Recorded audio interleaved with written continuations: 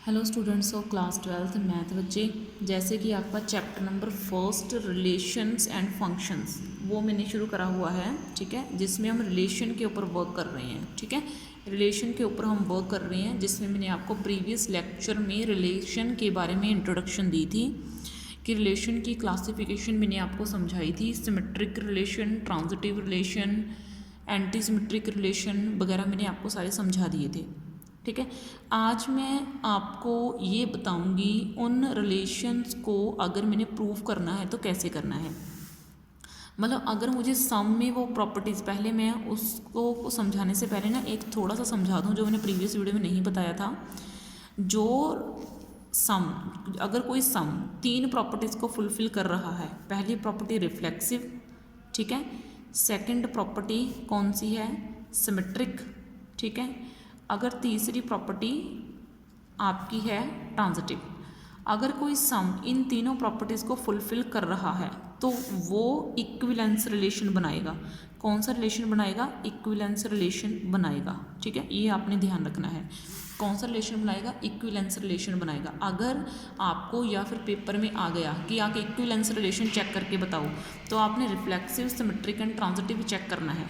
ठीक है, और अगर कोई सम जो है, अगर कोई सम रिफ्लेक्सिव, ठीक है, एंटी सिमेट्रिक, सिमेट्रिक की जगह पर एंटी सिमेट्रिक, ठीक है, एंटी सिमेट्रिक एंड ट्रांजिटिव, तीन प्रॉपर्टीज़ को फुलफिल कर रहा है तो उसको बोलेंगे हम पार्शियली इक्विवेलेंस।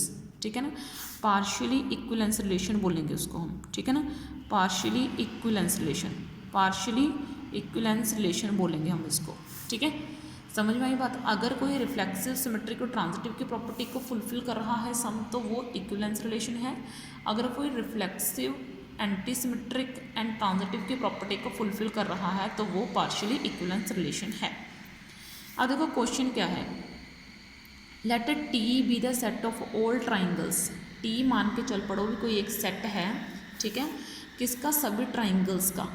इन अ प्लेन, एक प्लेन में बहुत सी ट्राइंगल्स हैं, उनका ना मतलब एक रिलेशन बनाया है हमने। ठीक है, बहुत से ट्राइंगल्स हैं हमने मतलब प्लेन के बीच में ले रखी हैं, गिवन बाय, और उनका एक रिलेशन बना दिया। और रिलेशन इस तरीके से होना चाहिए कि T1 एंड T2, यानी कि जो दो ट्राइंगल्स हैं वो आपस में कॉन्ग्रुएंट होनी चाहिए, यानी कि T1 is congruent to T2 होनी चाहिए।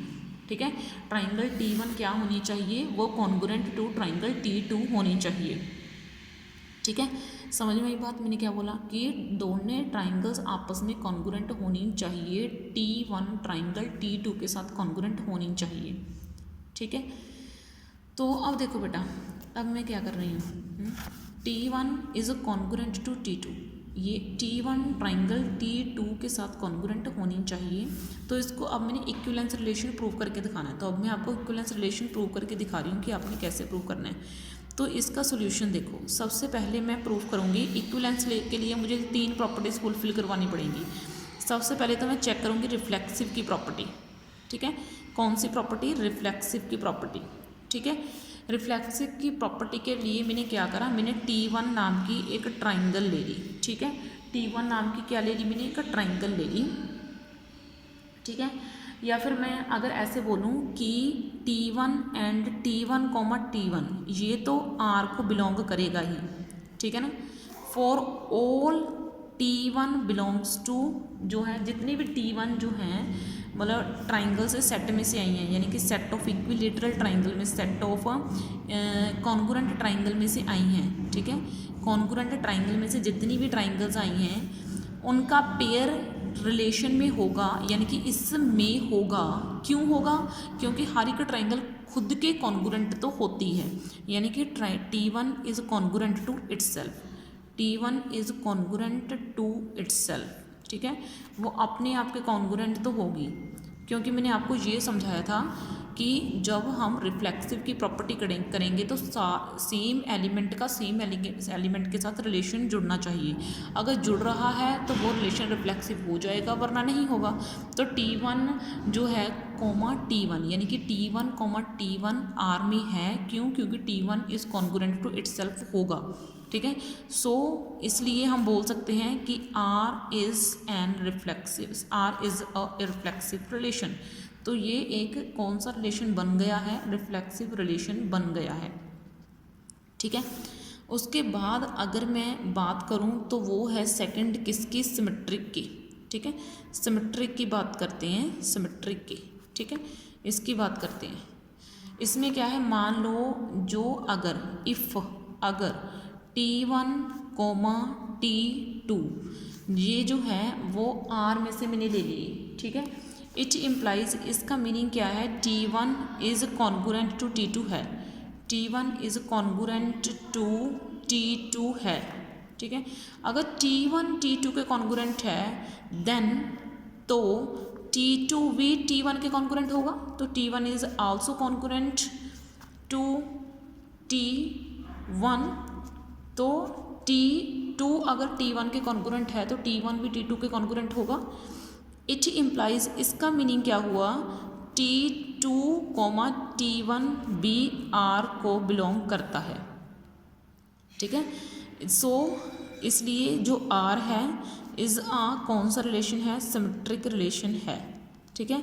इसलिए R जो है वो कौन सा रिलेशन है, सिमेट्रिक रिलेशन है। समझ में आई आपको बात, ठीक है। सो इसलिए R कौन सा रिलेशन हो गया, सिमेट्रिक रिलेशन हो गया, ठीक है, क्योंकि ये भी R को बिलोंग कर गया, क्योंकि अगर T1 T2 के कॉन्गुरेंट होगा तो T1 T2 के कॉन्गुरेंट होगा। अब नंबर 3 की बात करें तो यहाँ पे है आपका ट्रांजिटिव रिलेशन, ठीक है ना, ट्रांजिटिव रिलेशन। अब देखो समझो चीज़ को ज़रा ध्यान से, ठीक है। ट्रांजिटिव रिलेशन इसकी बात करें तो हम इसमें मैंने क्या करा, इफ़ अगर T1,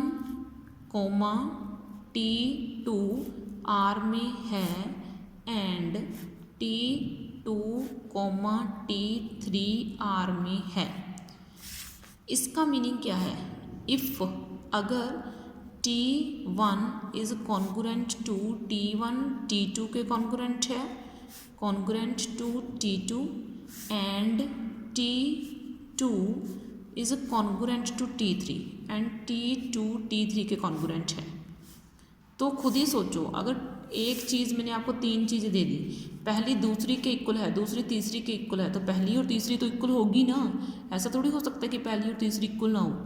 तो अगर T1 कॉन्गुरेंट टू T2 है, T2 कॉन्गुरेंट टू T3 है, then T3 is congruent to T1 होगा, ठीक है। T3 is congruent to T1 is congruent to T3 होगा, बिल्कुल होगा। इट मीन्स, इसका मीन्स T1, T3 भी आपका R में होगा, ठीक है। अगर ये R में पाया गया तो आपका रिलेशन बन जाएगा transitive relation. Then R is also a transitive relation, ये एक ट्रांजिटिव रिलेशन भी है, ठीक है। So it is an equivalence relation, तो ये एक इक्विवेलेंस रिलेशन है क्योंकि इसने सभी कंडीशंस इक्विवेलेंस की फुलफिल कर दी हैं, ठीक है। तो इस तरीके से बेटा आपने चेक करके बतानी है, ठीक है। एक और मैं फिर से कैमरा घुमा रही हूँ, देख लो चीज़ों को ज़रा ध्यान से समझ लो, ठीक है, कि हमने रिफ्लेक्सिव कैसे प्रूव करा, सिमेट्रिक कैसे प्रूव करा, ठीक है, और देखो बेटा हमने ट्रांजिटिव कैसे प्रूव करा, ठीक है। ज़्यादा आगे तरफ नहीं लेके जाऊँगी, थोड़ा थोड़ा सा करवाऊँगी जितना आप कर सकते हो, ठीक है। ये थोड़ा इजी लेवल का काम नहीं है, लिखना टफ लगेगा लेकिन माइंड खुद का लगेगा, ठीक है। ओके देन, थैंक यू बेटा, इस वीडियो में आपके लिए इतना बहुत है। नेक्स्ट वीडियो में आपके लिए कुछ नई और इंटरेस्टिंग सी एग्जांपल्स लेके आऊँगी। ओके बेटा।